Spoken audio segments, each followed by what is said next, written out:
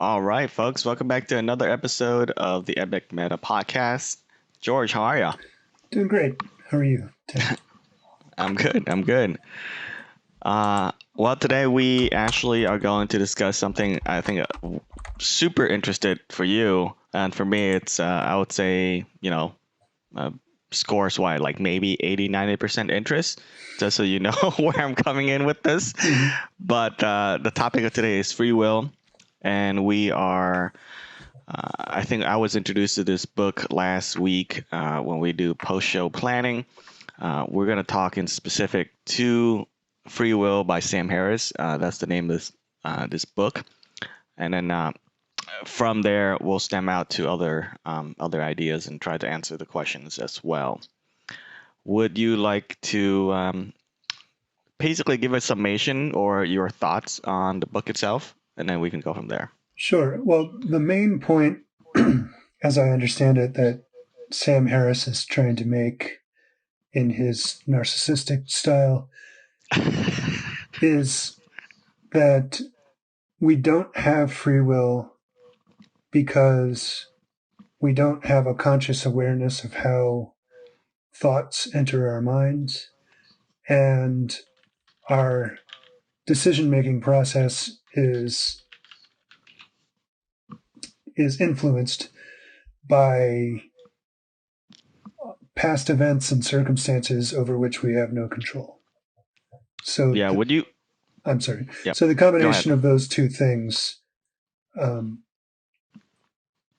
leads Harris to his conclusion that the idea that we have free will is not true.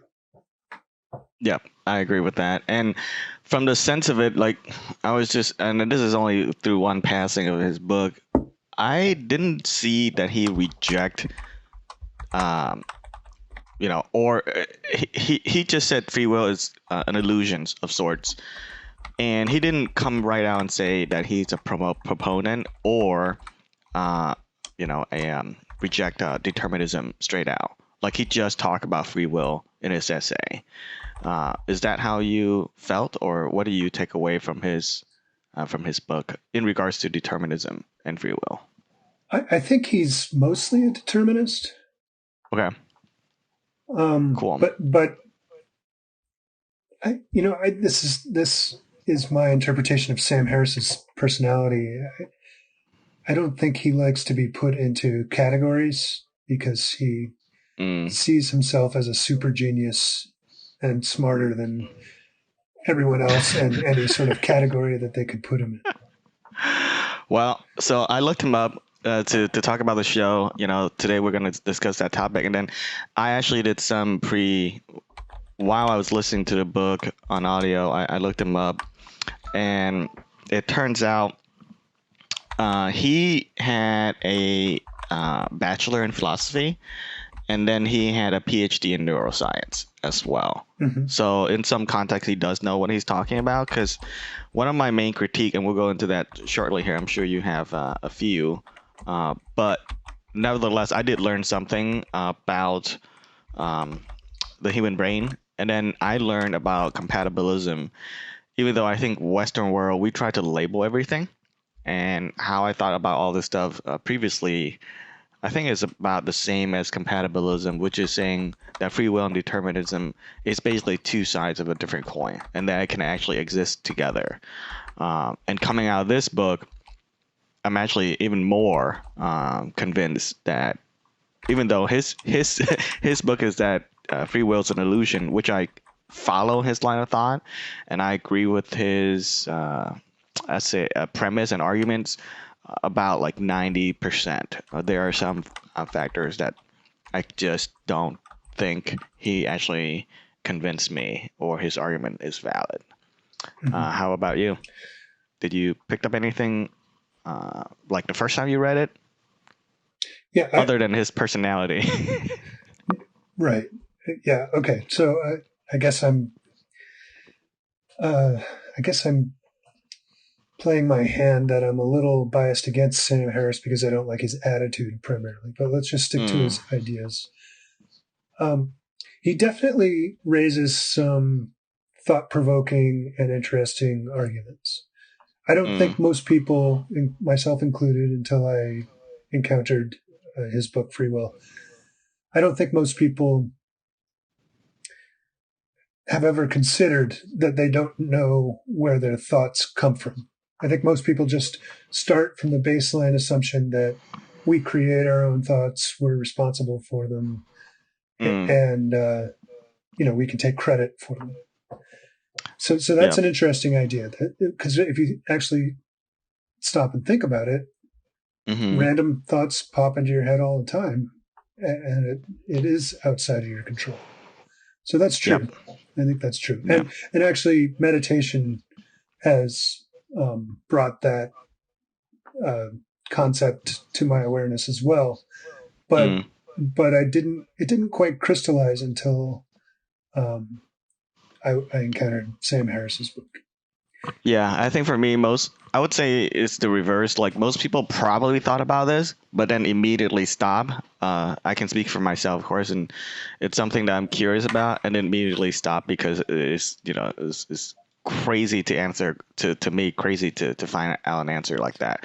However, with other works and other things I come across, and I think last episode we talked about the human brain a lot Mhm. through some of those adjacent studies or things that are related to brain and science and brain chemistry. I've come across that now I think it's the time, or now we're more capable of studying this exact question.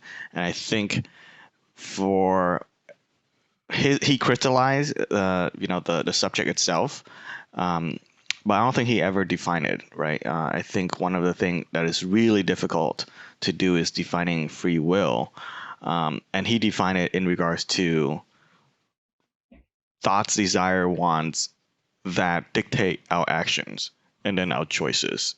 Well, um, let me add something here. mm, I've been thinking about. He's working with a very specific definition of free will, mm, and intrinsic to his definition of free will is the conscious awareness mm, of the decisions that we make and the decision making process. mm. So how those decisions are made. How And would you, yeah, so, do you agree with his, yep, go ahead. so key to his argument is that because we're not consciously aware of much of the decision making process, Hmm. then we don't have free will. Mm. I don't know that I define free will in that specific way, though. Correct. Yeah, and that's why yeah, I'm the same. I think one, his understanding and his definition might not be universal, but in regards to his book and his argument here, of course, it defends his point. But we don't really have a universal agreement, um, on what free will is. Yeah. So So that's to crystallize that point a little bit more, do you agree, or what are your thoughts on the statement that um, let me just how do I say this? Can we have free will without being consciously aware of how we make our decisions? Can free will still exist? Can it exist in some unconscious place? I guess is the question. Or man, that's a really, so let me kind of answer it by not answering it. yeah, go right ahead. So my take on this, and I don't know where it came from. I'm sure I've read some other works, so it's not really mine, right? This is some general internet, and probably my own conclusion at some point that, and I would say the movie Matrix kind of brought us up to bear a lot, because in that movie they talk about choices a lot. Mm-hmm. And so my understanding, and I think over time, I've changed my mind on this, of course, several times because I'm a logical human being, or at least I like to think I am. My take on this is that free will and determinism, and the way I understand it's an analogy, right? If you're on a boat, I don't know if you ever go white water rafting before. I have. Okay, so you're on a raft rolling down a river. Sometimes it's really fast, sometimes it's really slow, sometimes it even stops, right? Mm-hmm. That said, your action still matters in regards to you and the oar, because you put forth effort that dictates and impacts where the raft and the boat goes. And so my understanding is determinism is the river. You will go from the beginning to the end, but that doesn't mean you just automatically float, um, and uneventfully, like, things will happen. I'm sure it does, but your action also dictates the different. And so my understanding of free will is, sure, it can exist in both the conscious choice, but in regards to the unconscious choice, I would say that's where, in that murky realm, until we understand better, it's kind of like how the river works. And so, whatever you want to label it, uh, I think that part you don't have access to. At least we don't have access to yet. So that doesn't mean there's no free will being played there. And if you go water rafting multiple times, you understand that different rivers, have different levels of difficulty. And so until we can understand better our consciousness realm, we're just in a dark place with that. So does that kind of answer your question? Did I ask a question? you were asking you were asking the definition of free will in regards to how Sam Harris defined it as unconscious, Yeah. like thoughts and action. Can free will exist if we are not consciously aware of how our decisions are made? So I say yes, but yeah, yeah. I tend to agree. Another point I want to make is, okay, yes, there are a lot of things that are influencing our decisions. Sam Harris would say that our decisions are, I believe this is what he's saying, that our decisions are completely controlled by our history and circumstances. Yeah. And so, like, we wouldn't make another decision. It feels like we're making a Mm-hmm. decision of our own volition, but the decision we make is determined by all our past history, much of which is outside of our control, Mm-hmm. and it's outside of our conscious awareness. So, um, but the point, I still think that even, that is, both of those things are true. Our Yep. decisions are influenced by our past and circumstances, and our decision making process is largely outside of our conscious awareness. However, Mm-hmm. let's say that accounts for 99% of our decision making process. Mm-hmm. And there's a 1% within us that is actually free willing making a choice. If there is that 1% of free will, then free will exists. It might account for a very, very small portion of our decision making process, but it still exists. Yep. Fair enough. I agree too. And yeah, yeah, my analogy, I think, is where while rafting, you do have impact on your own personal life, and I think, yeah, But I his think definition is so limited. I, if I can just jump in. Sure. So you define the river as determinism, but Sam Harris would also define your individual choices in the raft in terms of Mm-hmm. like where you would paddle or whatever as also governed by determinism. And the determinism is your life leading up to that point and Yeah. all the circumstances. Hey, I have that same mug, by the way. Awesome. Yeah, I think his definition is so narrow and compact. And of course, it defends his point really well. And I agree with, almost of everything he says, except that right there, where he didn't go that much deep into defining it. Because I think if you define it very, very crystal clearly, then in and of itself, it will steer your understanding. And so I think he defined it in his context so that he can defend it. Would that be fair to say? Your Yeah, I think in a general sense. Yeah. He, well, also, you know, key to this argument is a definition of the self as that which is consciously aware. Mm, So he's defining the self as only your conscious awareness.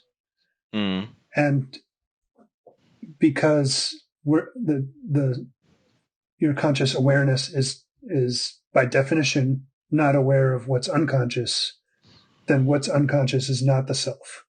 And mm, if free will is originating somewhere in that unconscious part, then you can't attribute it to you mm. because you're not consciously aware of it. Therefore, you don't have free will.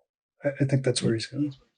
Did that? Yeah, I agree, and I would say his argument sounds valid, but the premise in of itself is not sound or true. And I think a lot of times I find out his work, he said we don't know, absolutely don't know, and I don't. It's like just because we don't know now doesn't mean we never know. And when he state these uh, state these opinions as facts, the problem is one day it might not be opinions anymore. One day we will figure out what unconscious is, what self is, and where, for lack of a term, we are in regards to the sense of self. And I think that Well, by, sorry. Even if we figure out what unconscious is, it doesn't change the fact that we're not consciously aware of it. And I think that's largely where his argument yeah, stands. yeah, well, just because you argue biology and chemistry and neuroscience doesn't mean, of course there's a limitation, but that doesn't mean we don't understand it, right? And that we've, as a human species, we've grown over time. And my counter argument to his is there used to be a time when we don't know anything about the brain. Now we know a lot more. Just because we don't know it now, even if we figure out that, hey, your conscious brain is only responsible for this part, and here's your unconscious, brain. One day we'll figure that out, and while we are still biomechanically unaware of where our thoughts come from, the the the point is, if we do understand how it all works, then we can answer this question more effectively. Mm-hmm. And for him to dismiss out of hand, we will never know this. We don't know this currently, therefore we never will. That's my biggest disagreement with his work, because I don't think that's. I think we will solve this riddle, eventually. So you're attacking this issue from a materialist slash scientific standpoint slash atheist standpoint. Yeah, sure. Yeah. Yeah. Well, and I think Harris is attacking it from the same angle. I don't attack it from that angle, because I think consciousness comes first before material. I, to a certain extent, I think there is no material world. It's all consciousness. Mm. And and I mean, you can't disprove that. First of all, all we experience is consciousness. So we see the world and we interpret it as real, but we don't know that it's real any more than we don't know where our thoughts come from. Mm. So Fair. fair. So, for example, there's a quote that the synopsis that we read quotes, and it's from Harris's book, and it is: "There is no question that most, if not all, mental events are the product of physical events. The brain is a physical system entirely beholden to the laws of nature, and there is every reason to believe that changes in its functional state and material structure entirely dictate our thoughts and actions." So that's a very materialist view of the brain, Mm-hmm. that somehow consciousness is a byproduct of this mechanical object we call the brain. Mm-hmm. And it might be a fluke, or it might be some sort of survival adaptation. Like, the, conscious people survive to reproduce where at some early stage, whereas the unconscious people sort of died out. No, that's not how I look at it. Consciousness comes first. And so the reason why I say all this as it relates to free will is, what you described, that, someday we will know how our thoughts and actions actually mechanically transpire. Mm-hmm. I don't know that will get us any further along the path. The path of understanding free will? Yeah. Of answering Why the question. Not? So, well, so what? Let's pause there for a second. Have you heard cases of people that have surgery, and of course they have replacement parts, and now we understand mechanically you can have a what do you call? I don't want to say a fake arm, but a prosthetic arm, right? And we're working with modern technology now that if your arm is a certain location and the muscles are still there, we can give you a prosthetic that you can close your fingers, hands, can do almost all the motions of a real hand can do. Mm-hmm. And so the question then become, your mind thinking of that motion trigger your arm muscles to behave that way. And when you wire the human brain up to a computer that control a robotic arm, people can do that through their through the computer, through the program, even though it's not their own arm. In their head, they just imagine, grabbing a cup or doing anything, and then the mechanical arm would do the same thing. So that's, to me, is the brain telling the body instructions. Essentially, it's almost like a computer. And so these thoughts, if I boil it down to biomechanic, then it exists somewhere in our system, like he says. And just because we don't know it now doesn't mean unconscious stuff never, like I said, never will be understood. If you propose the idea that your sense of self, free will, all the unconscious and conscious thought that you experience existed already, then how does it come to be, right? How do you become George, the person that you are, and when does that occur? So that's my question or that's my, I guess, nitpicking, having a consciousness that exists already before you become self-aware. How do you combat that? Because the consciousness imagines the world in which we live, including our physical bodies. So it's as if we dreamed we had these bodies. How does your body function in a dream state? It's what comes first. Is it the dream or is it the body within the dream? Obviously the dream, right? So in the same respect, in our quote unquote awakened life, it's the same thing. There's just a higher level imagination going on that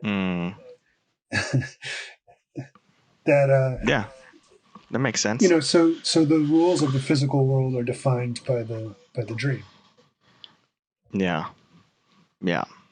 And dream might be a bad word to use.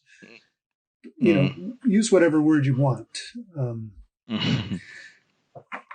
But you can call it magic, or our lack of understanding how the universe really works. But I follow you, and that basically means you are always there already. Would that be a good conclusion, or a good good conclusion to that argument? The only thing that exists is consciousness. Nothing else truly exists. Okay. So everything else that we perceive to exist exists within the envelope of consciousness. And with regards to free will, does that mean that that already is a button that's already turned on? Well, think of it this way. Like, if you make a decision, did you decide to decide prior to that decision? No. No. So the decision just spontaneously appears. Well, I would say it's a cascading effect, right? I'm sure there's an original source of a decision making, uh, and questioning. The question is, where did us, what is that source? Where did it come from? Oh, so Uh, from the materialist paradigm, it's about tracking it down to that original source. for me, it is, Yeah. but I don't know if I speak for all of materialistic or science-based understanding of free will. So just I two just steps back, hold. two step back. Let's assume we agree with your consciousness understanding. Then the question is, what is free will in that whole enveloping of consciousness? Okay. Well, first of all, let me say that this isn't an idea that I came up with. This is Mhm. um, to a certain extent, this is like a Hinduist, Buddhist kind of idea. Alan Watts talks about it a lot. Leo Guerra at actualize.org definitely talks about it a lot. So this isn't just something I made up. Mm-hmm. Um, so I'm sorry, what was your question? The question is, in a envelope of consciousness that's always already, in existence, what is free will in that context? So according to this model, the entire universe is God and consciousness, or they're the same thing basically. And we, our lives, our individual lives, are just our manifestations of God, basically pretending to be us, pretending to have our limitations and living out our lives. So that's how we can all cooperate in the same universe. If there was only consciousness, then you might posit a solipsistic universe, or a universe where everyone is their own solipsistic universe, in which case, how could you and I coordinate our actions? So the answer to that, I guess, is that it's really just all God. There's like a underlying connective. So, So so what so is free will? free Yeah, will, in like that model. God has free will, basically. Okay. And we have free will sort of as to the extent that we're, you and I are actually God, but Mm-hmm. just experiencing very finite experience, whereas God is infinite. Right. So, So free will is already inside, or is a part of this already. Is yeah, that yeah. fair? Hmm. Okay. So it doesn't really negate, or well, I mean that model or that concept doesn't really negate um, free will with the way that Sam Harris defined it. Would you say, or it's basically it does, because to him it's free will is an illusion because we can't account for our unconscious thoughts and actions. But in the this other model, you say that it is already inherent in each and every one of us, so it does exist. Would that be correct? Yeah, I think within our existence, within our limited, finite existence, it appears as if we live in a material world and we operate as if that were true. And for all Mm-hmm. intents and purposes, it is true on, like a low level.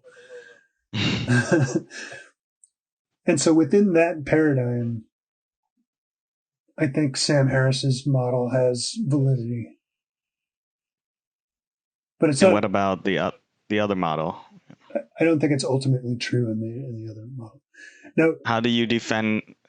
So your definition of consciousness defend the definition of free will, right? But to me, it doesn't draw a conclusion in regards to the sense of self and free will in regards to me making a choice or making a decision. Uh, I don't Okay. know. I I don't don't, know if my question makes sense. yeah, I'm not sure I fully understand, but there's a point I wanted to make and I don't want to lose it. So I'm going to make it now. I'm not sure how this connects to what we're talking about, but I just want to throw this in. And this relates to your idea of tracking down a material source uh, that begins the cascade, which results in a decision. Did I accurately describe your? Yeah, yeah, and that's So, just yeah. so from my standpoint, I don't think we'll ever track down that source in the same way that we'll never find the edge of the universe or find the smallest particle that makes up an atom, a constituent part of an atom. There will always be a smaller particle, and the edge of the universe will always be just a little bit farther out. Hmm. And in the same way, the source of consciousness will always be just a few more steps ahead of where we can locate it. Mm, yeah, I see that.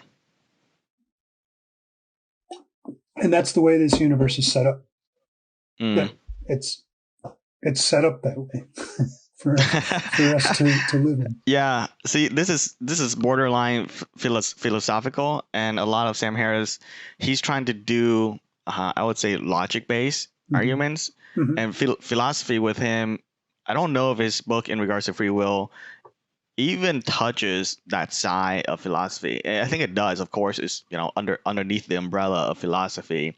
But after he kind of defend his first few arguments, a lot of the book goes into practical application of daily life, like Mm-hmm. politics and laws and morality. How do we define it, et cetera, et cetera. Which I agree. Like the rest of it, I totally agree with him on like the effects, like this, what I call second order effects of everything as far as how, we define this stuff. And Well, as with an your mom, atheist materialist, you would have to go in that direction, right? Not no, you, I mean, Sam Harris. When I said you, I meant Sam Harris. I But mean, you you could too. just, I mean, you agree with that.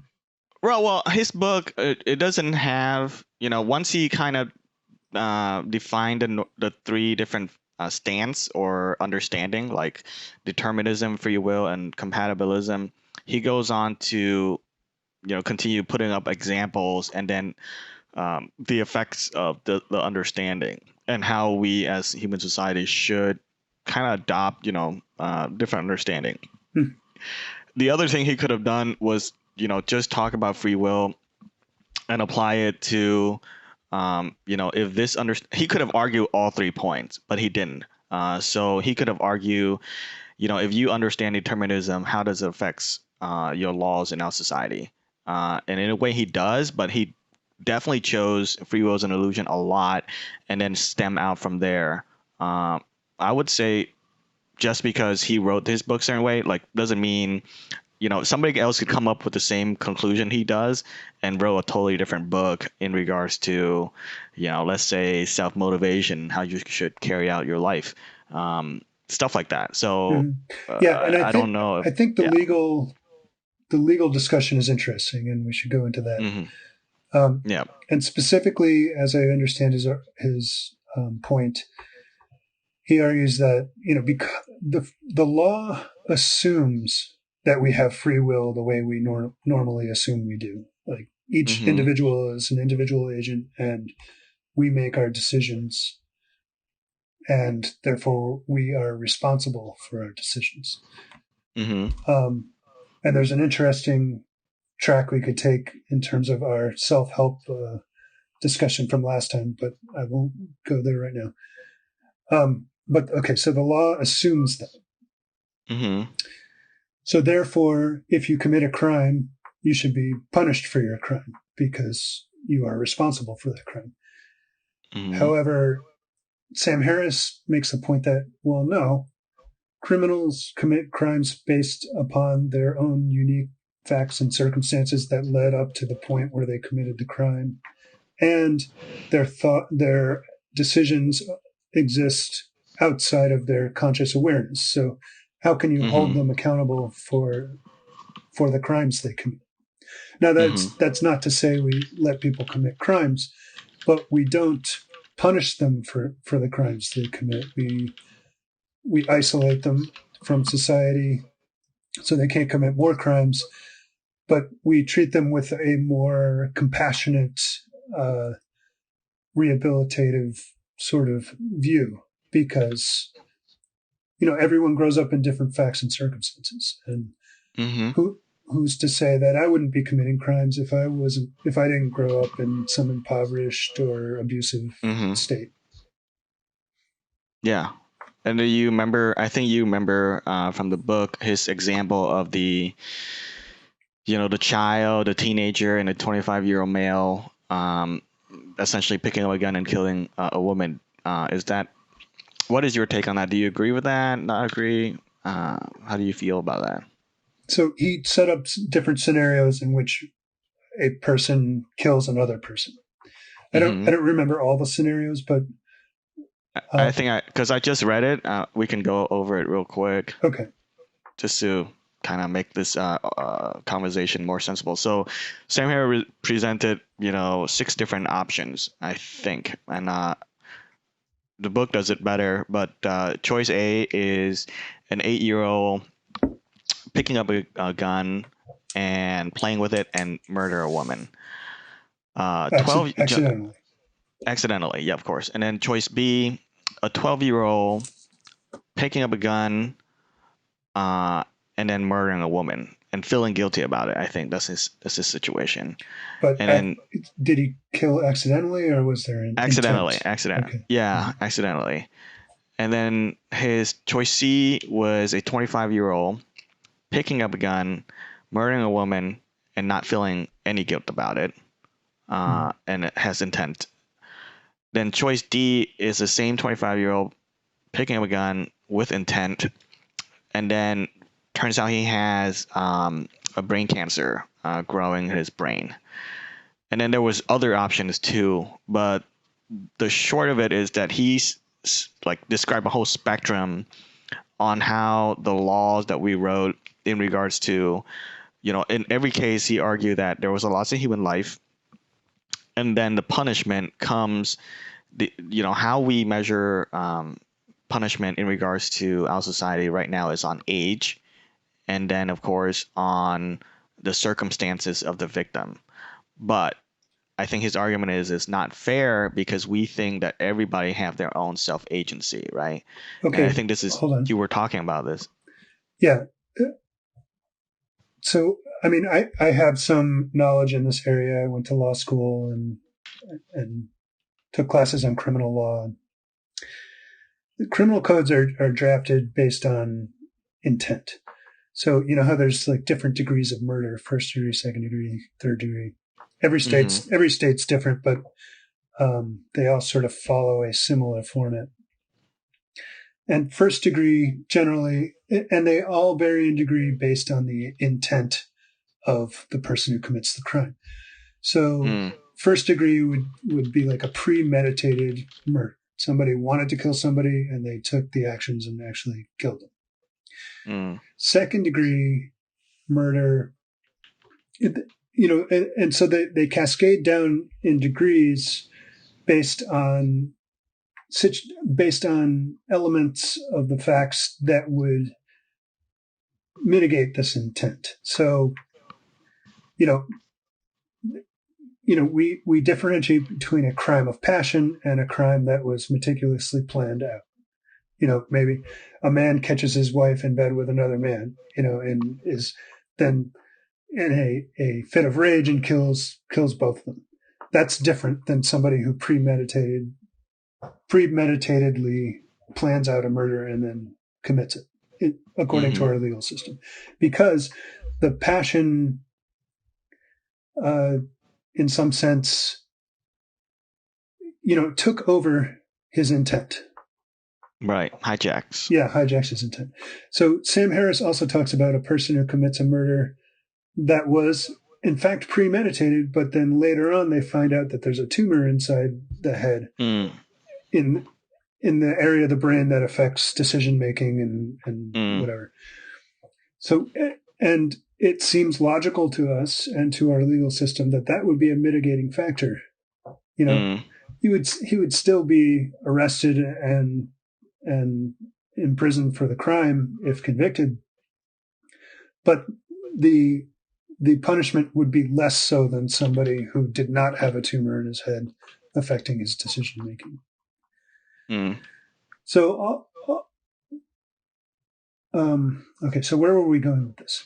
So, our criminal legal system assumes that people have free will, and to the extent they mm, don't have free will based on the facts and circumstances, um, that should be considered in the punishment that's meted out. mm-hmm.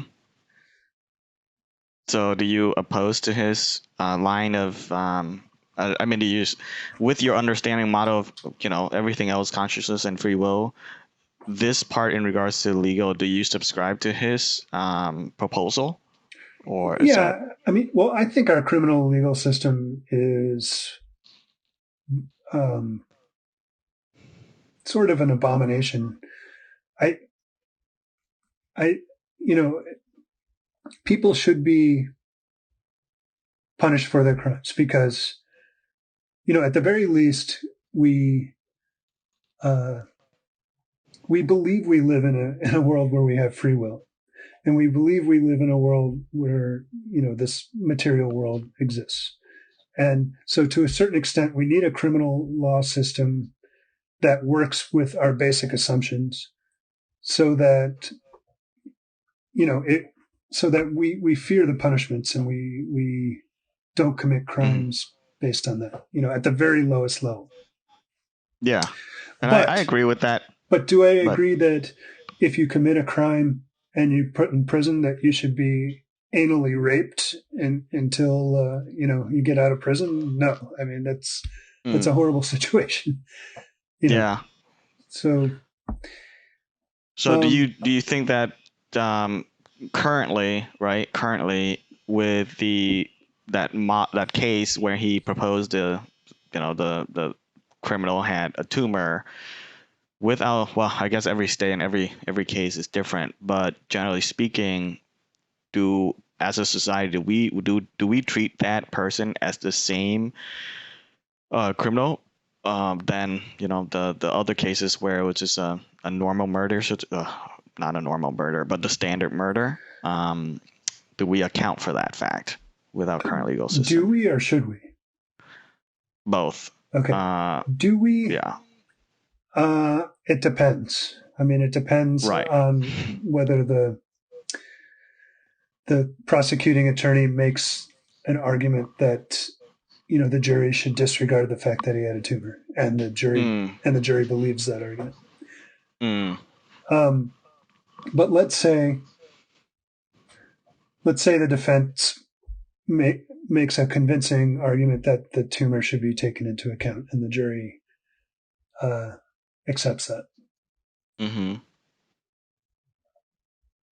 The person will still be imprisoned if convicted. mm-hmm, There might be less of a sentence, mm-hmm. Yeah. but taking that into account as a mitigating factor. Yeah. Now, should we? If the person is going to continue committing crimes if not imprisoned, continue committing murders, even though there's a tumor in their head that's causing it, they should still be taken out of society, I believe. We don't want people going around murdering each other. Well, yeah. Yeah. Now, once imprisoned, is the punishment enough? The punishment of imprisonment enough to deal with that situation, or sufficient? No. I mean, they should get Mm-hmm, surgery. They should be rehabilitated mm-hmm. psychologically, Yeah. and if determined to be, not a threat to other people, then they should be released. If that was the Right. cause of their of their crime. Yeah. I believe. Yeah. Yeah, I agree with you on that too. Now, without, I mean, we accept. Yeah, I think there should be a general. We do have a general understanding and agreement with what free will is. That doesn't change. Assuming even if you agree with his, with Sam Harris' line of, free will is an illusion. I still think a criminal act still have to have a punishment in regards to the law, and then the punishment can be adjusted in regards to the context. So I agree with you on that, and that will, in that perfect society, we will, be continually flexible, and account for things that maybe we don't account for today. So yeah, that makes a lot of sense in my tactics. And With his, in other countries, their criminal legal system is not as punitive as the United States. I believe in Mhm. Germany, or maybe it's one of the Scandinavian countries. Yeah. A prison is more like a dorm. It's more like a dormitory, and you study and take classes, and Mm-hmm. you're Yeah. not really locked up, and then you're Yeah. you're released when you're rehabilitated. Yeah. I think psychological care, and of course, we have to take into context psychology, neuroscience, social welfare. Because one of his example is, a person with terrible upbringing, and then how much of that is responsible to the context of the crime. So I subscribe to that line of thought, even though I disagree with his um, argument of free will being an illusion. So I think compatibilism makes sense because you can, whether or not you reject free will as a self defining a self agency, the crime all still occur. So Mm-hmm. my take on that is the criminal act itself, which already has occurred. Everybody has agreed to that fact. Now, everything else you adjust is, the punishment. So, yeah, if Yeah, that makes any sense. But I'm no legal it, expert, so. and neither am I. I just have a background, but it's not just that the punishment is adjusted; it's that the way we look at it is also adjusted, and that we look at the Mm, criminals with more compassion. mm, Because yeah, compassion is a key point of this. We tend to look at criminals as not deserving of compassion. yeah. I think we have much to. Yeah, whatever Scandinavian, Finland, or something like that, they have very, low capital punishment rates, and they treat it, they take everything in context, and they take, rehabilitation as a real word, and treat it as such versus, just a prison. So Where you get raped. much, much, much to be desired in our society. Yeah. Yeah. So, okay. Now let's go to this other topic that I alluded to earlier. Mm, In our last podcast, we talked about self-help books, and particularly the concept of being proactive and taking responsibility for your actions. mm-hmm. So those concepts assume that we have free will in the ordinary sense. Would you agree? Yes, Yeah, which we don't. but I would say that the how free will is defined here. Okay, I'm gonna do another analogy, and so you have to stay with me on this. So there is physical laws in regards to physics, right? Like gravity, um, Newton physics laws, but it doesn't apply to the quantum world. Mm-hmm. In the quantum world, everything is just crazy and nothing makes sense. Electrons flying around everywhere, being two places at the same time, stuff like that. Mm-hmm. And so scientists have a very difficulty making the normal physical world and the quantum world agree with each other. And so far, a lot of research go into string theory as far as how we can connect the two. Defining free will as our general understanding, and then what Sam Harris does here in defining free will as as something we can't understand in regards to that mechanism. I think to your question, both definition are correct because you can't you can't apply these normal understanding to the other part of free will, where it's a sub brain mechanism, how everything works. And just because you don't know how that world works doesn't mean in the normal standard free will understanding, yeah, you still have to have responsibilities. And I think you can hold two of those understanding at the same time. So when you ask that question, do you say that if I agree with Sam Harris and there is no free will, then all the self-help books are null and void? Is that your No, because to a certain extent, even though it might not be true, it's how the world appears to work, and it's how ourselves appear to work, and we can operate within that framework. So we can, you can act as if, and it seems to work, right? Act as if, another self-help concept we discussed. But if you want to get to the truth of it, you're sort of playing a game with yourself, right? Or there's sort of an illusion at work, right? But the illusion works. I mean, the illusion, even though there is an illusion, you can still it's like the Matrix, even though the Matrix is not the real world, there are still rules within the Matrix that you can work with, and you can still make your way within the Matrix, and not have to worry about the real world outside the Matrix. Yeah. So you can still hold. Yeah, I think you kind of agree with me there. You can still hold both understanding and still follow protocols or operating rules in such a way that you can be happy with yourself. Would that be? Yeah, I mean, we're surviving. We haven't died yet so far in our lifetime. So yeah, we seem to have found a way to operate within this context.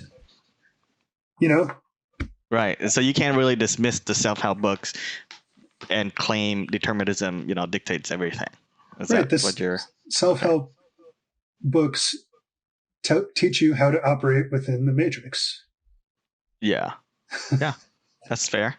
No, I think to my sense, like compatibilism exists because determinism, just because we revolve around the sun and eventually you will die, doesn't mean that you don't make any choices or decision to live your life the way that you want to live your life. Yeah. And like I said earlier, even if it's 1% free will within 99% determinism, that 1% is still free will. Yeah. It doesn't mean there's zero free will. Yeah. I've never would have come across this book and or consume it without doing this podcast.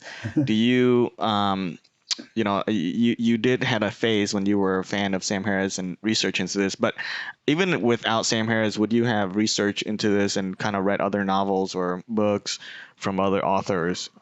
It sounds like you would have. Is there anything else that you think is fundamental into this book also need to be read, kind of ideas? Well,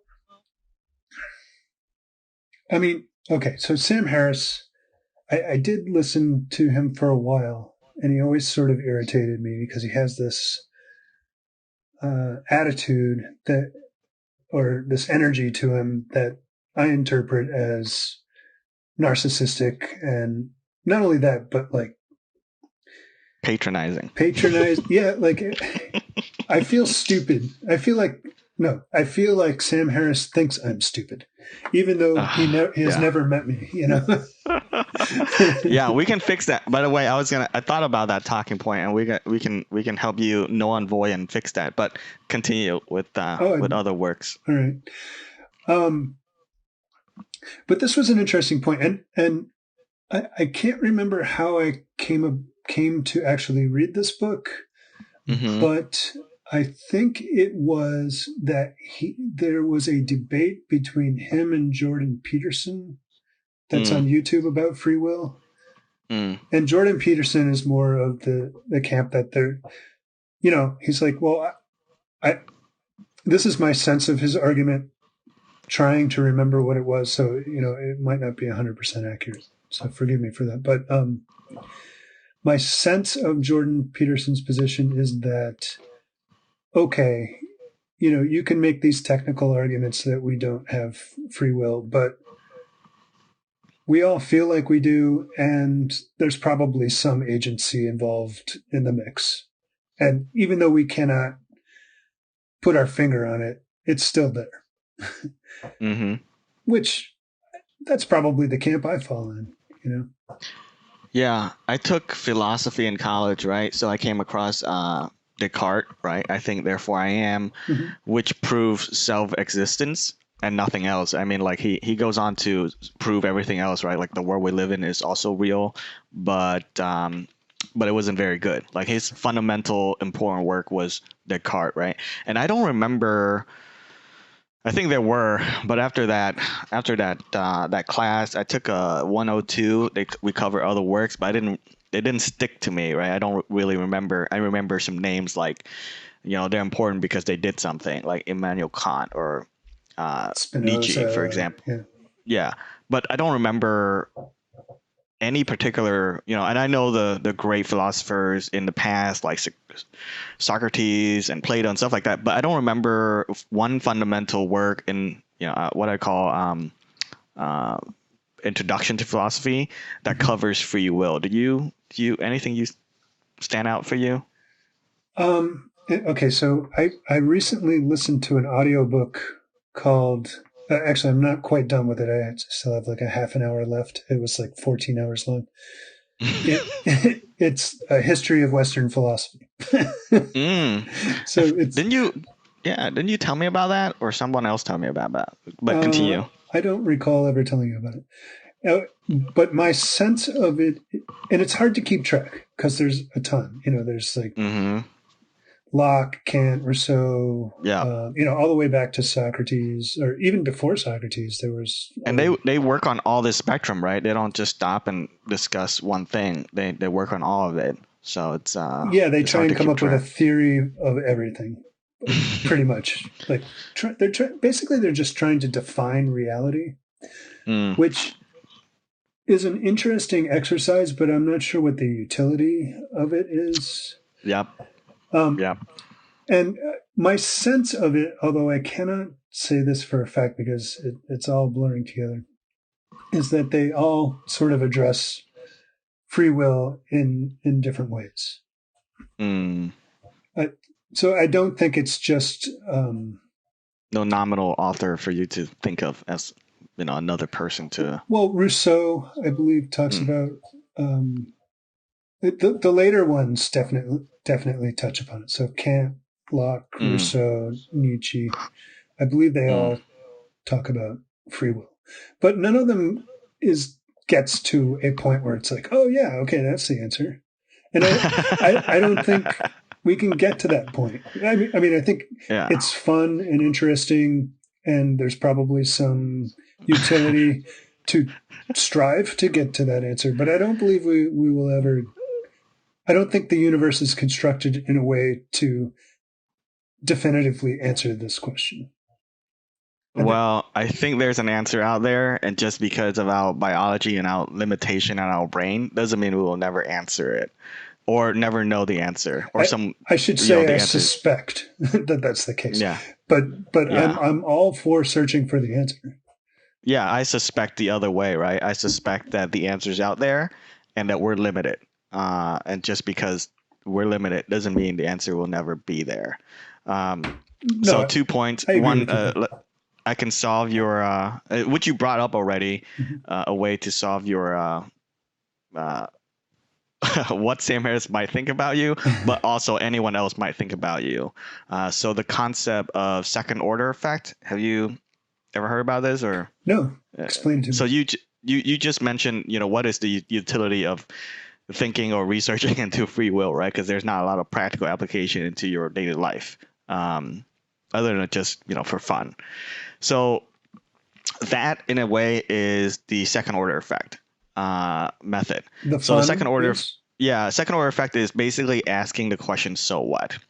So Sam Harris doesn't like you. The first effect is you feel bad, right? You don't like that feeling. That's the first effect. The second order effect is like, so what? What happens? How does that impact you in regards to your daily life? Will Sam Harris liking you help you pay bills more, or wake up faster and getting more fit, or vice versa? How can he impact that negatively, right? That's the second order effect in regards to social context. A lot of this is come from decision making models. So let's say you have to make a decision: should I buy that car? So the first order effect is, of course, it costs money and you like driving a new car. But what is the second order effect, right? Like, how does it affect the rest of your other bills, or how does it affect your family? Will they also like this car? So that's second and third order effect in regards to a decision. And so if you take into context with social relationships and you apply that model, it might not work all the time, but it will help you kind of possibly, as a suggestion. I'm not a psychologist, but it might help you not worry so much about that, about perceiving into in someone else's brain, like yeah. No, yeah, totally. yeah. And it's not just you, right? I have the same fault, right? People would watch TV and they say, "Oh," and like my mom, for example, "I like that actor. I like this, celebrity." And then typically you think the other way around, I wonder if we can be friends. Like, and my question is, I do the same thing, but I immediately stop myself, like, what does it matter, right? Will you ever meet Sam Harris? Very unlikely. No, okay. So let me stop you there. Yeah, okay. He irritates me on that level, Mm, but that's I don't sit around and think, oh God, I want Sam Harris to be my friend, and it's such a yeah. poor situation that I suspect that he never will be. No, I don't go to that Hmm. level. It's just he exudes this energy that irritates me and triggers me, and so Mm. it's like, why does he have that effect on me? And so I try to explore that, and then it it touches or it triggers emotions that are certainly have their origins in a much deeper, more ancient context, and so Yeah. he's more like the face of that deep emotional wound in me. Right. Yeah, So that would make a lot of sense. so it's not him necessarily, Yeah. but he is like the gateway that brings me back to that wound. Interesting. Yeah, I don't know. I guess I lucked out, but I don't do a lot of self-analyzing that deep, or I don't bring. I can get non-detached real fast, or at least try to be. I think it's because of my worshiping of Spock growing up, or anything that just also. Apparently, the trend now is stoicism, but I was like, whatever, man. It already or existed. Yeah. did you worship Spock because you were that way? Both. I think a lot of it is the way I am, and then of course when you see a character that, this is why people like movies, right? Because they see themselves in these characters. Whether or not I like to be that way, or I'm partially that way already, um, you know, I can detach myself, and I like to be detached of especially of all these let's call it human emotions that cloud things. So So you're more of a uh, robot than. I try to be, right. So I idolize that. I do. For a long time, I idolized that, and then I see that as a solution to almost everything, right? And that's not the correct way to do it, because, like I said, if you have only a hammer, everything looks like a nail, and that doesn't work in regards to any other context, but especially this context. Um, being like Spock and analyzing everything. in the social emotion and baggage that we carry, um, we can just detach ourselves and not worry too much about that. So maybe it'll be helpful, maybe it won't be, but yeah, certainly hear you with that. So, do you think this discussion of free will that we just had has changed the way we think about it, or has No. shed light into anything, or have we It accomplished does. anything in this? No. So same thing with this is why I'm only interested in philosophy for about, let's say 70%, Mhm. if there's such a thing, because the problem is practical application, right? Even if you know all these answers, and I think some of the other topics you brought up too, right? Like it wasn't just free will. I think you mentioned a few other. Could you name some off the top of your head? So there's the consciousness first idea. I think that we talked about. We talked about criminal law. No, no, no. In the previous episode when we were planning for this one, you Oh. kind of want to look into other topic as well. Okay, truth. I wanted to discuss truth. Yeah. So truth, free will, consciousness, all this stuff is second order effect problem to me. Hmm. Meaning, if I spend a year studying it and I come to some conclusion and ideas, how does it help me, I don't know, get more money, pay less bills, or We need content for this podcast. correct. And no, that's absolutely that's why that's why we're doing this, right? Because that is the real actual effect. But in regards to, if we weren't doing this podcast and you're like, hey, you should read this book, I'm like, okay, uh, when I have time, right? When my intellectual curiosity peaks at it, and so that's for me is kind of drive a lot of choices. Hmm. I think whereas you like this stuff, does it because of it connects to an emotional experience? Like, do you like it because you enjoy it, or you don't really care about the actual practical application?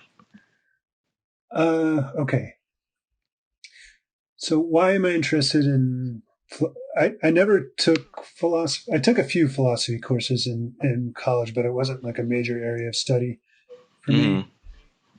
And I feel like there's a hole in my education in terms of philosophy. So I mm, have a curiosity to fill that hole, for one mm, thing.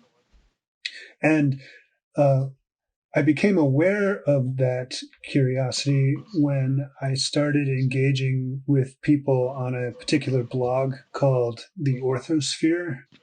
which it's a very conservative. It's like ultra right wing conservative blog, but they're not like thugs. They're all college professors, and they take a very intellectual approach to this subject, and they're very Mm. philosophically based.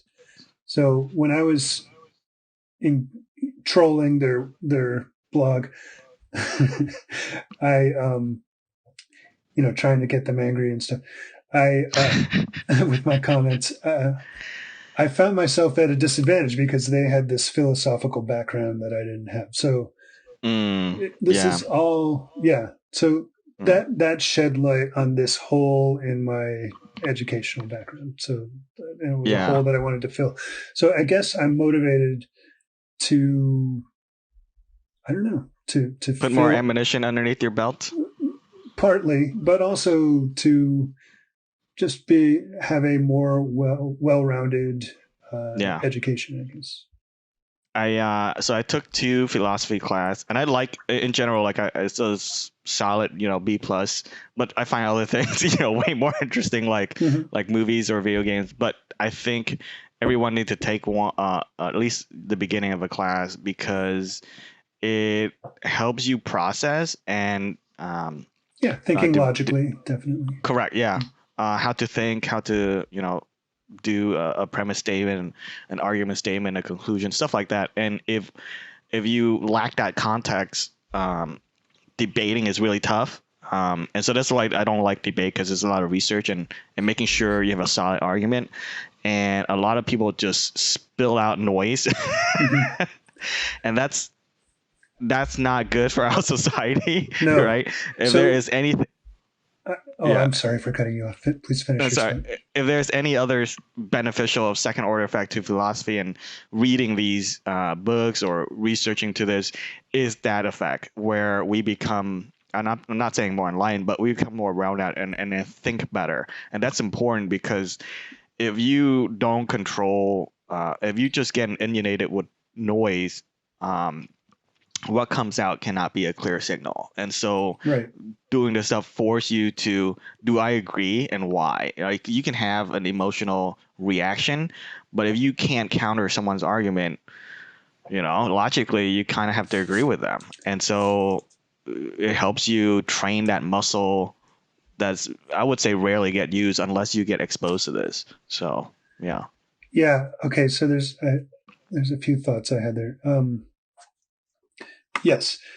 Uh, a background in philosophy definitely teaches you how to structure arguments and think logically, and that's Mm, important.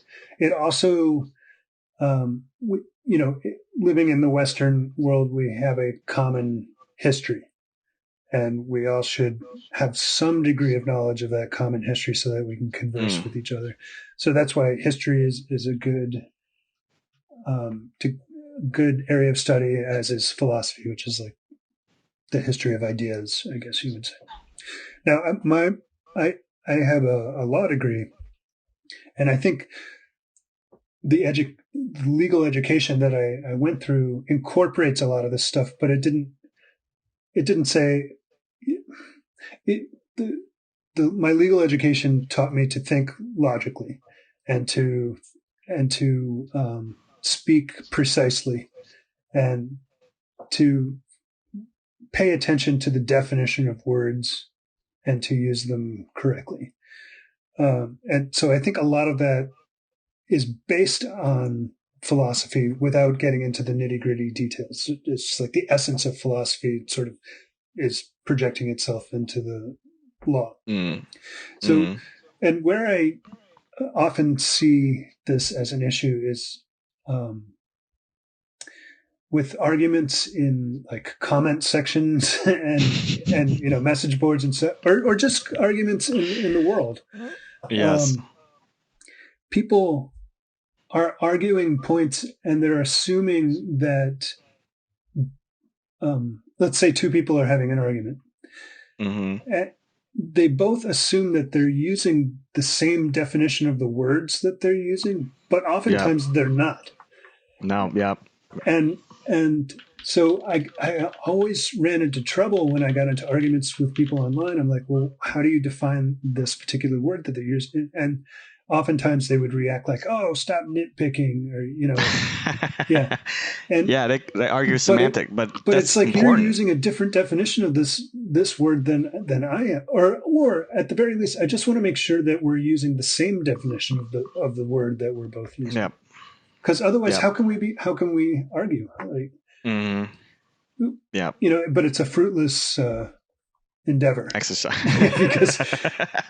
because people don't like to. People who Yeah. don't have that background in philosophy or law don't Mm, have the same appreciation for why it's important that we're both using the same definition. yeah. I think eventually, hopefully, this will spread and encourage. It won't. So there's right, because it takes it's very taxing, right? Like even for me who likes this stuff a little bit, it still is taxing to consume. And Sam Harris's book was very easily to digest. However, you have to be a certain kind of certain level of education and care enough so that you can investigate this subject matter. And then avoiding logical fallacy is another thing that philosophy tried to address. And I think without this background or without trying to improve yourself in this context, it won't help.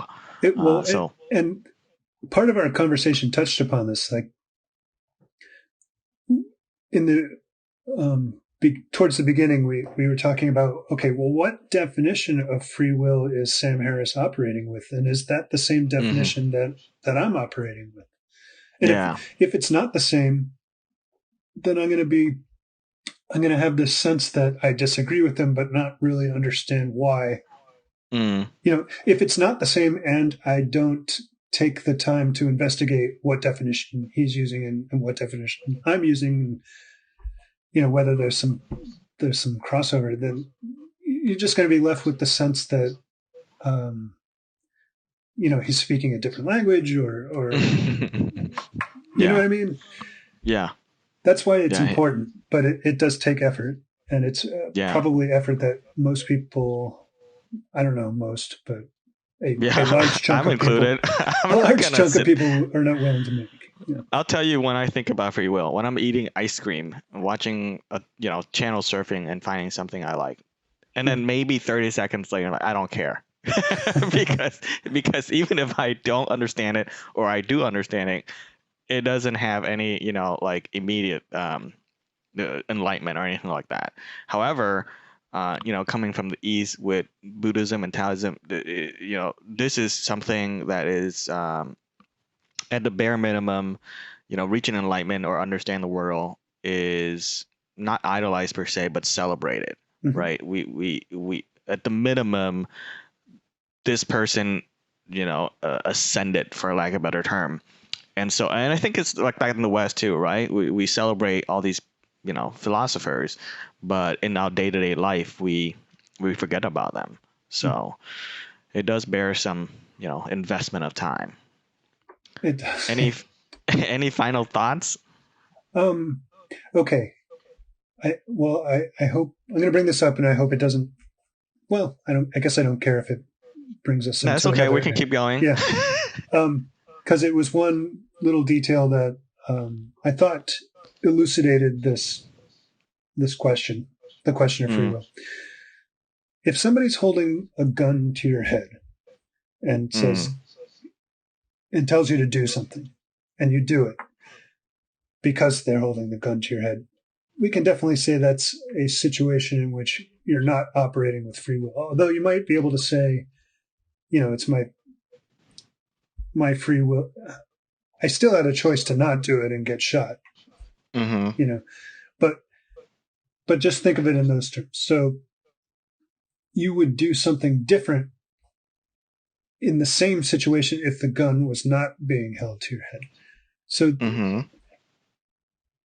we can at least see from that example that there are qualitative differences between, we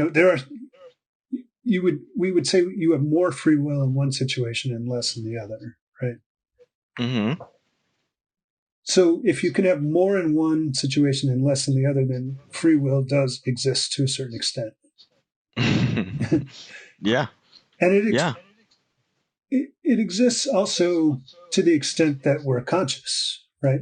Because the more conscious you are of your own psychological makeup, maybe, the more you can say, okay, like, let's say you're in an argument with somebody who has the ability to push your buttons. Like they're able to say something to you that will instantly make you angry, right? Right. So you would say, in that situation, I have a low level of free will because they're able to manipulate me in that manner. Correct. But let's say you became conscious to the point where you're like, oh, okay, I know that I have this propensity to become angry under this sort of situation.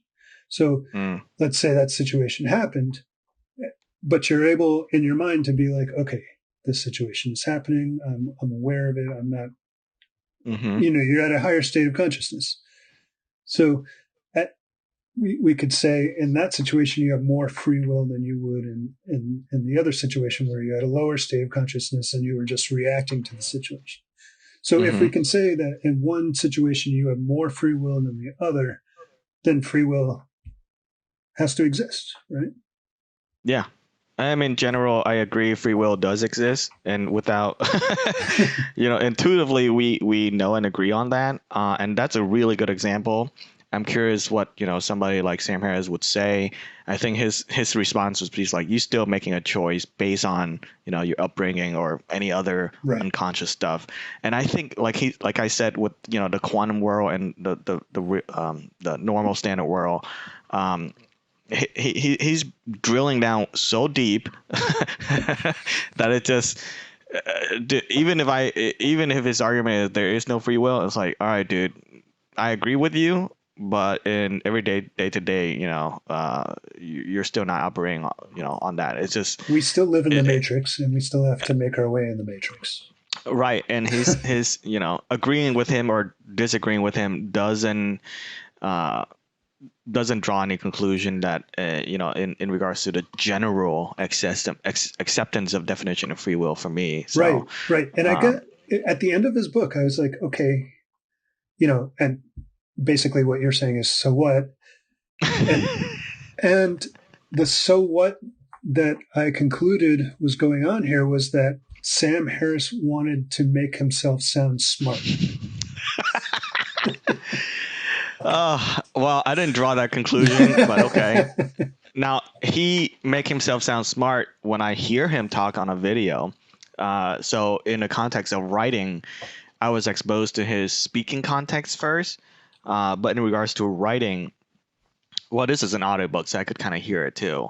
If you had read his works without, knowing anything else, you might not draw the same conclusion. So I give him this leeway. Mm-hmm. That said, I think it was very patronizing and then limiting as well, right? If you can't, you have to talk to both levels of consciousness, free will, and all that other stuff, and give it some context. Now that said, he might just wrote this book to sell the book. It's because it's very controversial, right? It's He's in love with for himself.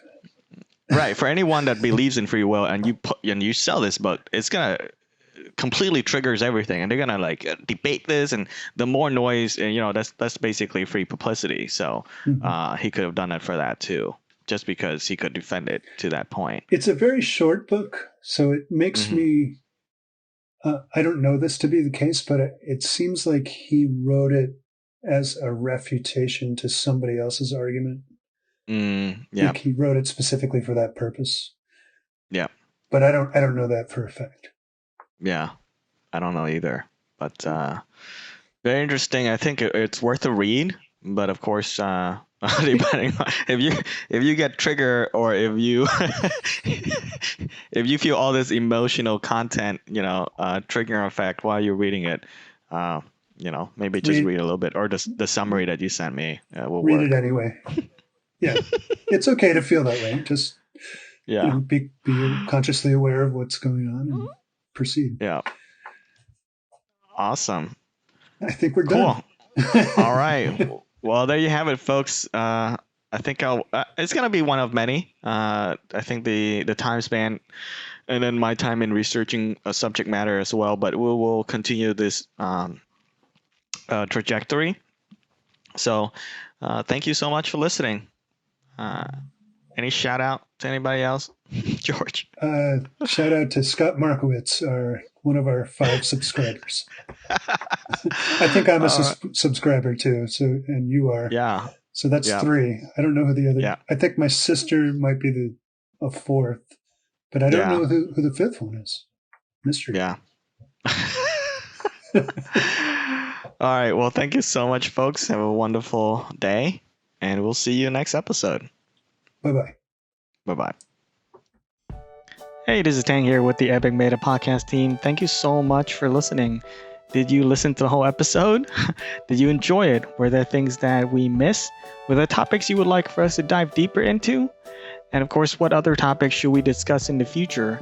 If you have any of these thoughts or comments, please share with us what you think and how you feel regarding the current episode, and of course, other ideas that you might have for future episode below. As always, thank you so much for listening, and until next time, be good and be well.